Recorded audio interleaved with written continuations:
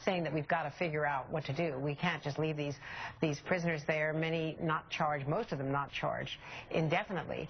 But what should the administration do? Should the Secretary of Defense grant a waiver and take the risk of sending them back to Yemen, even if they will then have to take the blame if somebody does something?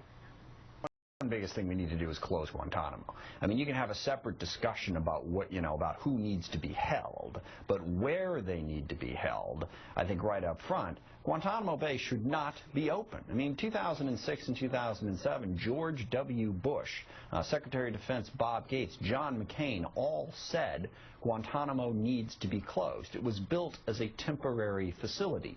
It was built in large part to try to avoid U.S. law. It is an international eyesore. It is completely unsustainable, and it's very simple to shut it down. We can house. There's 166 people there. They can easily.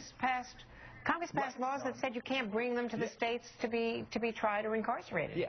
No, I'm sorry. From a policy standpoint, the logical thing to do, there's a clear option. But yes, you're right. Congress, led primarily by the Republicans, has blocked the president's ability to do that. And I've advocated for, how many ever years it's been going on to remove that block. We have another opportunity to do that this year in the National Defense Authorizing Act, and I think we have to.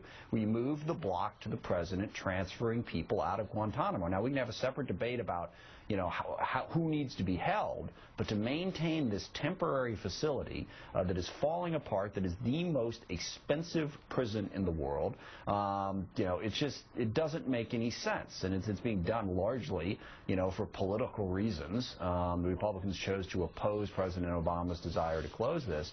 But look, these people, many of them certainly need to be held, but there is no reason they can't be held in the United States. There's no reason we can't do military commissions if that's what people decide to do here.